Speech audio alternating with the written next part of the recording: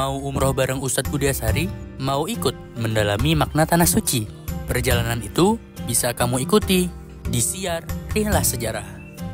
Klik link di deskripsi.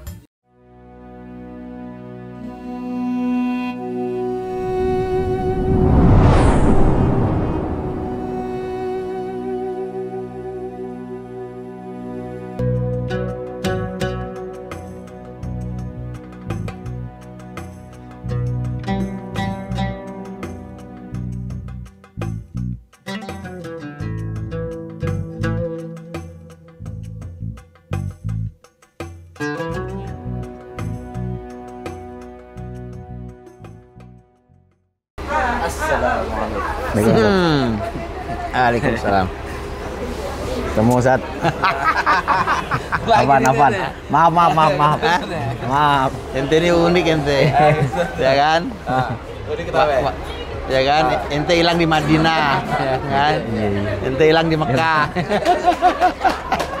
Ternyata yang menyatukan kita kota ini. Ayo. Di mana nih kita, Ustaz? Di mana kita? Taif. Ini kita ada di puncaknya, namanya Puncak Hada. Puncak Hada. Nah, ini dingin kalau orang-orang berlibur sampai Mekah sekitarnya itu berliburnya ke sini. Ini villa-villa karena musim ini kan di bawah masih lumayan panas kan? Nah, ini apa rasanya nih? Adem Ustaz. Iya, padahal di Mekah lagi panas. Kayak nggak berasa di. Apalagi musim dingin, Masya Allah, ini gigil sini. Karakternya dingin saat Iya. Cuacanya. Betul. Ini kan dari Mekah kan jaraknya lumayan ya. Ya sekitar 100 kilo lah ya. 80-100 kilo. Gitu. Tapi ya karena kota Taif ini kota yang punya sejarah besar kan. Ya. Sejarah luar biasa itu. Sekarang umroh banyak yang kunjungan ke sini Ustaz ya, Taif. Oh iya. Dulu saya ke sini masih belum sepi sekali masih. Ya tempat-tempat ini dan ya sampai sekarang pun sebenarnya belum rapi tempat-tempat yang dikunjungi itu gitu. Iya. Umpamanya kayak tadi itu kan kita ke Masjid Abdullah bin Abbas ya. Iya. Nah, ya Masjid Abdullah bin Abbas ya tempat makam Abdullah bin Abbas radhiyallahu anhuma ya kan. Ya lihatlah nggak rapi, nggak terurus dia masih ini ya. Kita tadi sholat di masjidnya gitu ya. Dan Masya Allah lah, jadi banyak sejarah besar. Dan kita tahu lah, Taif ini kan, Masya Allah, saya tuh pernah punya kenangan. Jadi suatu saat saya ke Taif, kemudian yang bincang dengan kami waktu itu tuh orang Taif asli. Asli? Luas di sini. Kemudian dia bilang gitu, kan orang berpendidikan, dia bilang begini, seharusnya Madinah itu adalah kota kami ini. Oh, kenapa tuh Ustaz? Tapi hikmah Allah sungguh indah. Gitu. Karena sejuknya Ya saya bukan. Saya mendengarnya itu agak ngenes gitu. Gitu. Tapi ya sudahlah, itu hikmah Allah gitu kan. Kenapa kan Nabi itu kan sudah menyasar dakwah untuk Taif. Benar. Ya kan? Tahun 10 kenabian. Artinya 10 tahun Nabi dakwah. Nabi mencari tempat karena Mekah sudah tidak menerima Islam, maka nyari ke Taif. Yang dilempari itu kan. Andai Taif ini menerima, kira-kira gitulah kalimat beliau itu. Andai kami dulu nenek moyang kami terima Rasul, maka Madinah itu ini. Iya. Bukan Yastrib, ya kan? Tapi ada hikmah Allah di balik semua itu. Tapi kalau di Taif ini ada keluarga Nabi nggak, Ustaz? Hah? Kalau di Madinah kan ada keluarga Nabi tuh. Bapaknya Abdullah. Secara yang di Kuba Ustadz Budi kan cerita. Kalau ini hubungan dengan Quraisy itu cenderung hubungannya dekat sekali. Pertemanan pasti ada persaudaraan dekat-dekat, tapi mereka beda suku ya. Ini bukan Quraisy. Ini namanya Bani Thaqif. Ini Quraisy Quraisy itu Taif ini dikenal sebagai kebunnya Quraisy. Atau tempat wisatanya orang Quraisy saat musim panas. Atau ini kalau kita villanya dia lah ya. Iya kayak villa udah. Kayak villa gitu. Jadi makanya orang-orang Mekah, Quraisy zaman dulu pun punya banyak kebun di sini. Karena ini penghasil sayur, penghasil buah. Ya tentu kita lihat ya nggak sehijau Indonesia, tapi ini menghasilkan. Ya bahkan di sini yang sangat terkenal hari ini itu adalah mawar. Mawar sih, Zat. Iya, mawar Taif, ya kan, mawar Taif. Termasuk juga peternakan di sini kayak kan kalau apa tuh kalau musim haji kan perlu sangat banyak kambing, onta ya musim haji kan. Nah, itu dari sini nih. Datangnya dari sini. Termasuk penghasil terbesarnya di sini. Gitu. Menarik. Iya, jadi luar biasa sebenarnya. Makanya ya itulah hikmah. Di sini ada banyak lah buktinya tadi ya dimakamkannya Habru Hadil Ummah Abdullah bin Abbas radhiyallahu anhuma, orang yang paling alim dalam ilmu tafsir, ya kan? Itu anak muda tapi disebutnya Fatan Kahul. Usianya masih muda tapi ilmunya ilmu tua. Itu Abdullah bin Abbas. Makamnya di sini kan di Taif karena beliau memilih untuk menghindari semua apa namanya fitnah yang terjadi di bawah sana. Kemudian dia memilih untuk tinggal di sini dan segala macam. Tapi beliau masih ngajar Zat, di Mekah. Ya saat itu disebutkan beliau masih bolak-balik ngajar. Gimana sih gua nggak kebayang sih. Ya Allah. Nah, kita aja naik bis. Bangun tidur, nyampe. Capek loh gitu, ya kan? Benar. Iya, masya Allah. Jadi banyak hal. Dan kan Nabi kesini 2 kali ya. Nabi itu ya 2 kali kesini. Pertama waktu tahun 10 kenabian itu yang dakwah kemudian dilempari kisahnya ya. Itu pertama kali Zat ya? Iya, pertama kesini. Kemudian yang kedua nanti Nabi kesini lagi itu Nabi sudah di Madinah. Itu tahun 8 Hijriah. Setelah peristiwa perang Hunain, kemudian Nabi perang Hunain itu di bawah sana di antara Mekah dan Taif. Itu ada tempat namanya Hunain, lembah Hunain. Nah, perangnya di sana. Nabi perang lawannya orang sini. Orang Taif, Bani Thaqif dan Hawazin.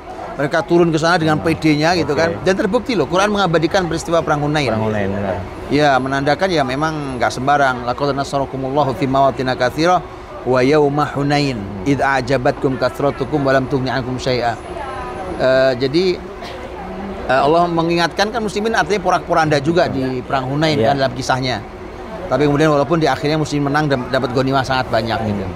Tapi betul bahwa orang-orang Taif ini orang-orang yang nggak sembarang gitu. Orangnya berkarakter. Kenapa dinamain Taif, Zat? Nah, itu juga ada perbedaan pendapat ya. Ada yang mengatakan Taif karena kota ini dikelilingi benteng dulu. Zaman dulu keliling benteng sehingga waktu muslimin ngepung sama Nabi sudah sekian lama nggak nyerah-nyerah. Kenapa nyerah? Wong di sini air ada, kebun ada, buah ada, kambing ada, susu ada, sekonta ada. Di embargo aman lah. Aman, di embargo aman gitu. Makanya Nabi sampai kan Nabi pergi itu dalam keadaan tidak memenangkan pertempuran sebenarnya. Secara langsung ya, walaupun sebenarnya menang gitu. Karena nanti begitu Nabi pulang ke Madinah, mereka sini nggak nyerah loh. Jadi di Taif ini tidak bisa ditaklukkan oleh Nabi SAW. Mekah kan takluk, ya kan? Nabi masuk, semua nyerah, ya kan? Tapi Taif enggak loh. Nabi kepung, Taif nggak pernah nyerah. Sampai akhirnya Nabi konsultasi pada ahli kan. Ini gimana? Saya tinggalkan, saya terus kepung atau gimana? Kata yang ahli, ini mereka ini seperti musang, ya kan? Kalau Anda kepung terus dia akan nyerah. Tapi kalau Anda tinggalkan juga tidak membahayakan. Gitu. Akhirnya Nabi memilih, udah kalau gitu kita tinggalkan aja, betul aja. Begitu ditinggalkan, itu orang Taif nyusul Nabi ke Madinah dan masuk Islam. Gitu. Iya. Tapi nggak ada sebab, datang aja. Kagak ada. Jadi mereka masuk Islam dengan rela, tidak ditaklukkan. Dan nggak ada orang yang masuk mendakwahi kira-kira gitu nggak sih? Ya begitu aja. Gitu. Dan ada yang menarik. Ini orang Taif ya. Gila, antum bayangin apa ya, karakter orang Taif. Sampai waktu masuk Islam itu tawar menawar sama Nabi. Ya Rasulullah, kami masuk Islam, tapi masih boleh minum khamr enggak? Iya. Orang Taif itu masya Allah. Kita masih boleh zina enggak? Gitu. Itu orang Taif gitu. Terus kita boleh enggak usah ikut jihad? Jadi syariat ditawar. Kata Nabi nggak boleh. Nabi juga ada yang mengatakan, Nabi bilang, udah syahadat dulu aja. Nanti kalau kamu syahadat, kamu pasti sholat, kamu pasti bayar zakat, kamu pasti haji, kamu pasti jihad, kamu nggak zina, kamu nggak minum khamr. Gitu. Ada jenis masyarakat yang begitu cara masuk Islamnya, Zat. Tapi ada dakwah Nabi ya, mendakwahi orang-orang kayak gitu. Tapi ada satu poin penting sebenarnya, selain memang karakter yang kuat ya. Sebelum itu, karakter kuat tuh kita harus tahu nih, ada sosok besar dalam sejarah Islam ini kampung halamannya, yaitu Hajjaj bin Yusuf. Hajat itu sini, Sat. Orang sini, Asli. asli sini. Karena makanya kan Hajjaj bin Yusuf As-Saqafi. Iya. Dari Bani Bani Thaqif gitu. Jadi artinya Benar, dia benar. asli orang sini. Allah. Orang Taif gitu. Kan karakternya juga unik. Itu sosok kontroversi dalam sejarah Islam. Sampai ulama tuh beda pendapat, ya kan? Ada yang mengatakan, ada yang mengkafirkan. Hajjaj kafir. Karena membunuh orang berdarah dingin. Ada yang mengatakan oh enggak lah, dia enggak kafir lah gitu. Dia memang zalim tapi enggak kafir gitu. Uniknya ada pendapat ketiga. Saya nggak komentar ya. Oh gitu. Saking memang tokoh kontroversi. Dan karena memang bayangkan, Hajjaj bin Yusuf tuh penghafal Quran. Bahkan dia pengajar kutab. Iya. Kutab-kutab Quran zaman dulu itu. Kemudian tapi ternyata Hajjaj bin Yusuf ini juga pembunuh berdarah dingin. Tapi unik, tapi dia nggak melakukan korupsi, nggak, ya kan? Dia mati dalam keadaan tidak kaya raya korupsi, nggak. Bahkan Khalifah Adil Umar bin Abdul Aziz itu kan sezaman sama Hajjaj tuh. Di satu sisi Umar bin Abdul Aziz tuh waktu mimpin Madinah itu suatu saat Khalifah waktu itu kan posisinya di Damaskus. Khalifah tuh ngirim Hajjaj bin Yusuf itu sebagai pemimpin haji. Ya, lo bayangin lo, layak lo, ya kan? Kan tentu mau masuk Madinah. Nah, gubernur Madinah Umar bin Abdul Aziz.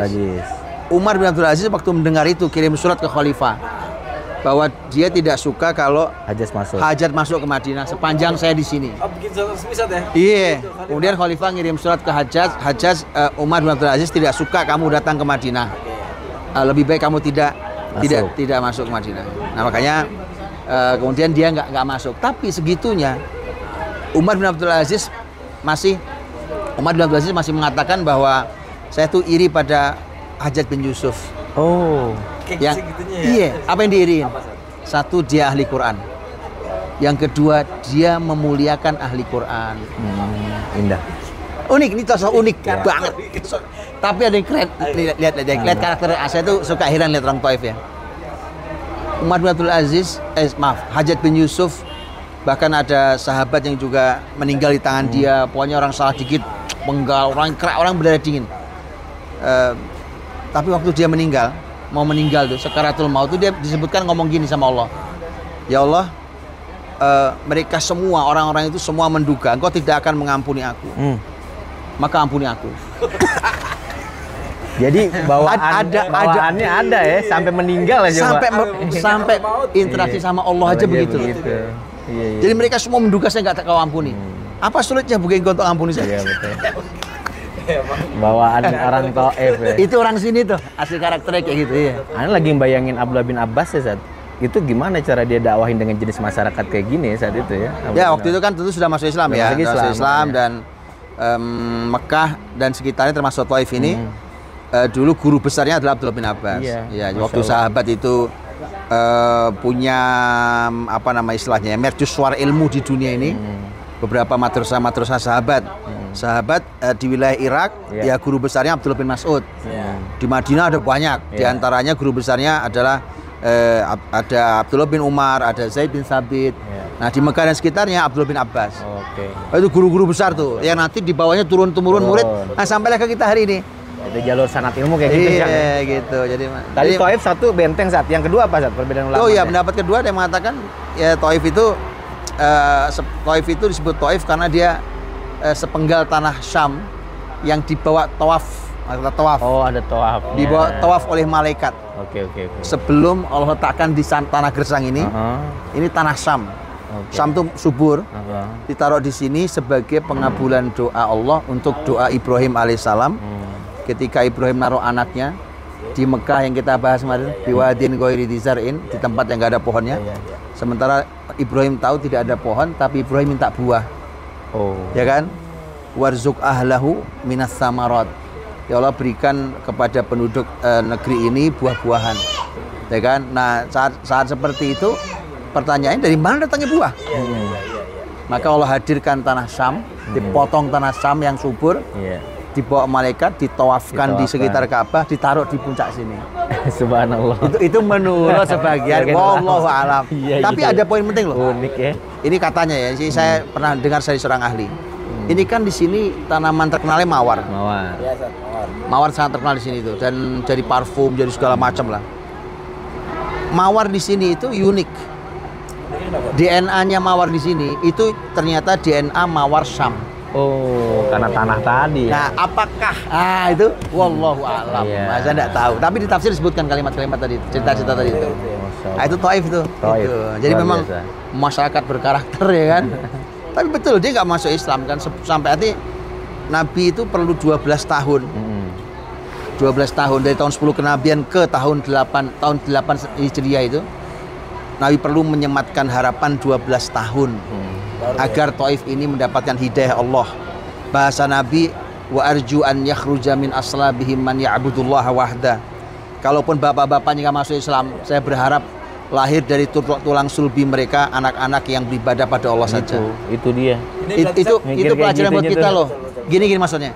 Bapaknya nggak bisa diatur, bapaknya susah diajak masuk Islam, susah nggak bisa mendapat hidayah. Udah kita tungguin Mungkin anaknya. anaknya. Kita culik tuh anak-anaknya agar dapat hidayah gitu. Pelajaran Taif itu. Hah? Masya Allah. Tapi ada kenangan yang sangat menyedihkan nggak saat untuk Taif ini buat Rasul. Nah itu Taif ini membekas di luka hati Nabi paling dalam menurut saya. Karena pernah Aisyah radhiyallahu anha bertanya ke Nabi waktu di Madinah, ya Rasulullah, apakah pernah ada peristiwa yang kau rasakan sedih melebihi Uhud? Gitu, karena di Uhud Nabi juga terluka segala macam, ya kan? Di sini kan juga terluka, karena Nabi iya ada. Saat aku menawarkan diriku, artinya menawarkan Islam ini kepada masyarakat Abdu Yalil, gitu. Masyarakat Abdu Yalil itu masyarakat Taif. Jadi Kehilangan momentum. sudah di Madinah itu Nabi kenangan tentang luka di Taif itu, kalau luka kaki udah hilang Iya, jangan. benar. Tapi ya itu Masya Allah ya Allah. Memang saat itu Nabi bertubi-tubi amul hazinnya jadi hari Betul. iya, Nah, benar. itu peristiwa Amul Huzni, betul, tahun kesedihan. Istrinya tinggal wafat pamannya Abu Thalib, istrinya kemudian dakwah dilempari, ya kan, Masya Allah. Itu. Kebayang tadi Ustaz bilang dari Mekah ke sejarah 100 kilo. 100 kilo. Nabi dulu kesini, Iya. itu bukan sambutan baik saat ya. Iya, ditimpukin. Sambitan adanya. Iya kan? Iya, Sambitan. masuk tuh barang. Sambutan. Ya. Iya benar. Jadi banyak banget pelajaran Taif nih. Iya. Memang masih perlu didalami lebih dalam ya, banyak banget dari tadi ya, bahwa Taif mengajarkan kita untuk tidak boleh pernah putus harapan tentang keislaman di generasi ini. Iya. Kalaupun orang tuanya tidak bisa, kita harapkan kesadaran keislaman mereka. Kita harus berharap pada anak-anak mereka. Amin. Nabi hanya perlu 12 tahun, satu generasi, kurang lebih hampir Iya, benar. sepertiga generasi gitu. Benar. Sudah ada yang masuk Islam. Cara berpikir Nabi begitu tuh Masya Allah ya. Iya. Iya kan? Iya. Kan kita ingat yang kisah yang ingat tahun malaikat saat ya. Iya. Tahun Iya, itu betul, kan, betul. tahun malaikat kan ini kan. Iya. Jadi kalau Malaikat, Nabi kesel kan, iya. ya udah, Betul. selesai. Sikat aja. Kalau kan? Nabi betul. Betul. Dalam generasi itu. Dan Nabi juga mengajarkan kita tentang kalimat Nabi ketika ditawari malaikat untuk menghukum masyarakat Taif yang nakal itu. Maka Nabi SAW mengatakan, tidak wahai malaikat, fa innahum qaumun la ya'lamun. Karena mereka masyarakat yang tidak punya ilmu. Ya makanya kalau interaksi sama orang yang nggak punya ilmu tuh ya Allah. ya memang ngeselin Allah. Ngeselin. Ya, atau kadang-kadang ya Allah jengkelin, tapi Nggak perlu diladenin Sat ya. ya Tambah nggak agar berilmu kita kalimatnya ya. tinggal fa innahum qaumun la ya'lamun. Gitu, Dan kalimat lanjutannya, dan saya berharap lahir dari tulang sulbi Amin, mereka ya Allah. generasi yang mau beribadah pada Allah. Itu Jadi menarik. dai itu harus punya orang baik, Iya. dan orang yang memperbaiki masyarakat harus punya kesabaran setebal itu. Nabi perlu sabar 12 tahun untuk mendapatkan Taif. Saya sih kebayang rasa sabarnya Allah, Nabi. Allah. Bayang dipukul jauh-jauh. Jalanannya. Ya Allah. Iya. Sampai-sampai Jalan kaki loh. Jalan Jalan kaki nanjak gunung. Iya, sampai Nanjak gunung. apa malaikat kesel kan ibaratnya, malaikat kesel nih. Gitu, tapi Nabi sabar gitu. Iya, Masya Allah. Tapi Alhamdulillah ya, ini jadi pelajaran mahal ya. Tapi ternyata malah yang dimakamkan di sini salah satunya adalah Abdullah bin Abbas. Satu lagi ada syuhada perang Taif. Dan itu para sahabat Nabi loh. Ada para sahabat Nabi, ada 12 kurang lebih 12 sahabat Nabi yang syahid ketika muslimin kepung kota Taif ini. Ada 12 orang syahid.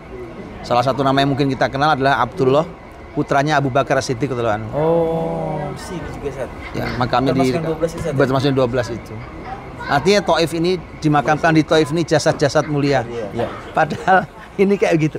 Tapi memang catatannya keren karakter Taif ini. Ketika dia terlambat masuk Islam ya, terlambat masuk Islam. Tapi saat Rasul wafat itu kan ada pemurtadan besar-besaran. Dia nggak murtad loh. Lihat kalimatnya, lihat kalimat pemimpin Taif saat itu kan udah pada murtad nih. Masyarakat Taif yang murtad juga lihat. Masyarakatnya pemimpin Taif bilang apa? Hai kaumku, jangan sampai kalian menjadi bangsa masyarakat yang paling belakang masuk Islam, tapi malah paling duluan murtadnya. Padahal masukin nego tadi. Iya, tapi ujungnya loh. Arti apa ya? Mereka bisa mengambil. Udahlah kita ini masuk Islam belakangan, bagian rusak-rusak duluan, jangan begitulah. Itu pemimpin luar biasa. Itu karakter. Luar biasa. Nah, bukan generasi loyo-loyo gitu, berkarakter generasi. Ya mudah-mudahan kita di sini tambah karakter. Iya. Kalau orang tuh mau belajar karakter kesini mestinya. Iya. Sampai kontroversi ke Hajat bin Yusuf ya. Berkarakter, sangat berkarakter. Sini itu kita aja langsung kebayang. Iya. Di tempatnya kayak begini, ya Allah, ya Allah, ya Allah. Tapi sekarang ini Arab jadiin apa tentang Taif ini? Taif tetap di masyarakat kalau sekarang ya di sini kehidupan normal berjalan biasa dan ini menjadi salah satu pusat militer. Pusat militer. Jadi sekolah militer itu di semua angkatan ada di sini. Oh, angkatan udara gitu? Iya di sini. Jadi memang pertahanan militer. Tadi sebenarnya kita ngelewatin tuh rumah sakit militer segala macam di sini. Karena posisinya tinggi itu kan ya? Tinggi dan artinya ini memang pertahanannya dari dulu memang kuat dari dulu. Iya, Muslimin aja nggak bisa nembus. Iya benar. Iya. Nabi konsul. Nabi konsul dia. Konsul coba.